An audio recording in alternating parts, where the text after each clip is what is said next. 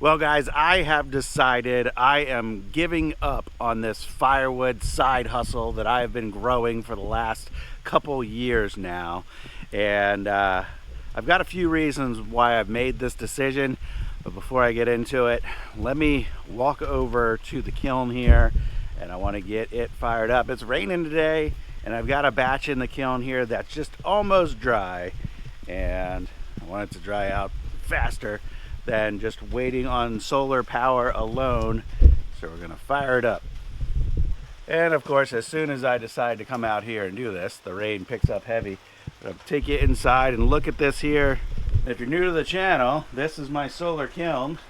It is 20 feet long on the inside. We can fit 8 crates of these IBC totes, so that's about 2 cords of wood with those totes just thrown in loose. We've got a wood stove on one end, and I was running it yesterday. It's still almost 200 degrees. So there should be some hot coals in there, and it should be easy to get this thing started. I'm gonna grab a few shreds out of here to get it going.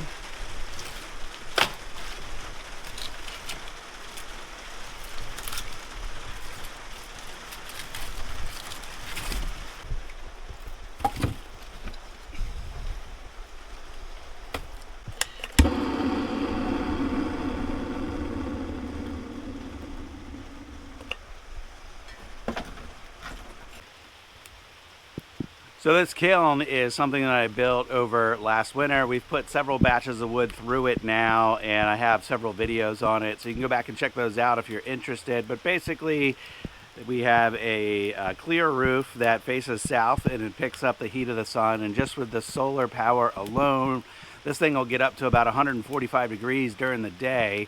And then after about 3 o'clock, after the sun angle is past its peak for the day, it starts to cool off, and it's pretty well insulated, so it will hold a temperature over 100 degrees well into the evening hours, but then it cools off in the overnight hours. So I like to use the wood stove to get out here early in the day and get it heated up, let the sun kind of do its thing throughout the heat of the day when it's sunny. Today's raining. And then come back out in the evening and get the wood stove going again. So that's what I did yesterday, and we had sustained temps yesterday. Well, I can actually pull up the data here and show you.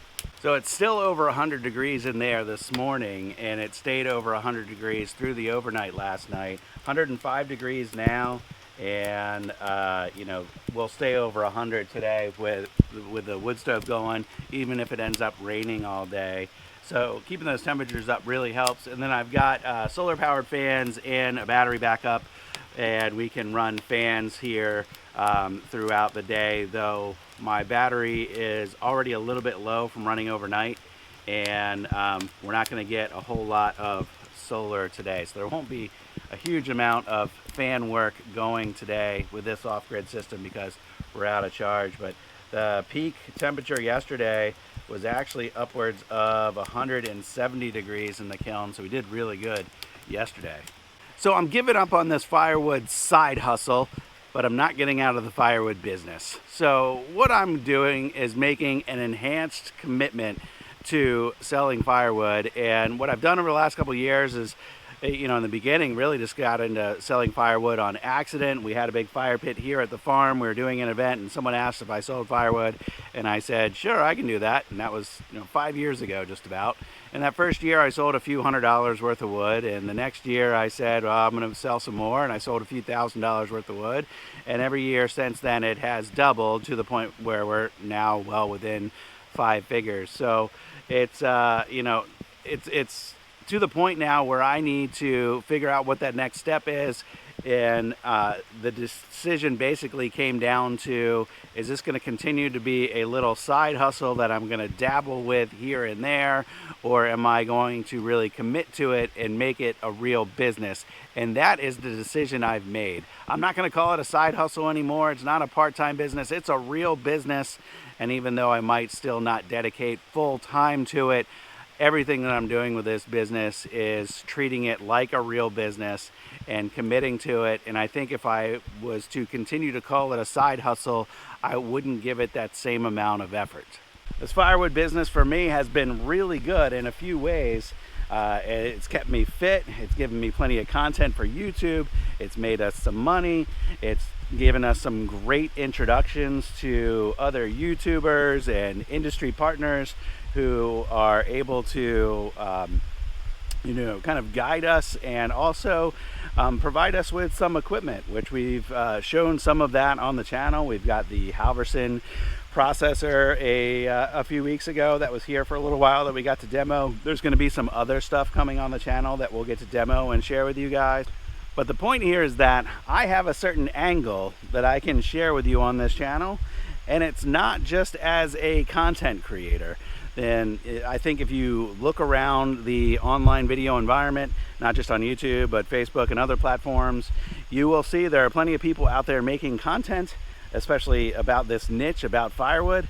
There are not a lot of people who run a real firewood business. There are a lot of hobbyists, people who produce for themselves, people who sell a little bit of firewood here and there. And there are plenty of people out there making a lot of great content. There are only a handful of people who can really share insights about growing a real firewood business. And that's the angle that I want to share with you guys. And over the next year, I'm going to look to take this firewood business from 5 and into 6 figures, which I know my market can do.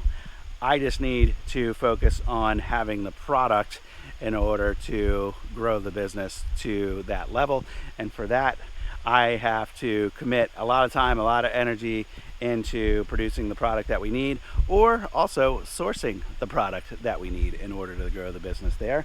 I don't believe every business needs to produce 100% of their own product, and I will be looking for partners to produce some of our product, and I think that's completely okay, and that'll be part of my story. But I've got these 8 crates here. We just tallied up yesterday. I think I've got 24 crates full of product ready to go, and I have at least 5 that are empty at the moment that I need to fill up. And I've got a few higher dollar firewood products, smoking woods, cook woods, bundle wood, stuff like that that I need to do a little bit of, and that'll be included in the next batch of wood that's going in the kiln, which this stuff will be coming out next week. So I've got plenty of wood ready to go. I've got 2 crates over here that is just hickory wood. Some of that'll be cook wood, some of that'll get cut up and chunked up and put into bags. Some of it will be sold loose, bulk. And then I've got pretty much all the rest of this is oak. So that's 2 hickory, 2 oak, 8 more oak down there. I've got a couple pine for campfire wood over there. And then I've got some empties here, and I've got some empties up in the parking lot where our logs are as well. So got a little bit of everything going on related to firewood up here, and I've got so much stuff related to the firewood business that I want to share with you guys here for the upcoming season. But right now it's really just focused on that level of commitment that I mentioned, and I have an enhanced level of commitment now, and I've set some goals. And with those goals in focus, there's going to be a very clear plan to make sure we execute what's needed to get done in order to accomplish the goals that I've set. So now you guys know what's going on. I'm not getting out of the firewood game altogether. I'm just stepping up my game, and there's going to be a lot more here to share with you guys on future videos, but I'm wrapping up now because I'm getting soaked. So thanks for watching, guys. I'll see you on the next one. Bye-bye.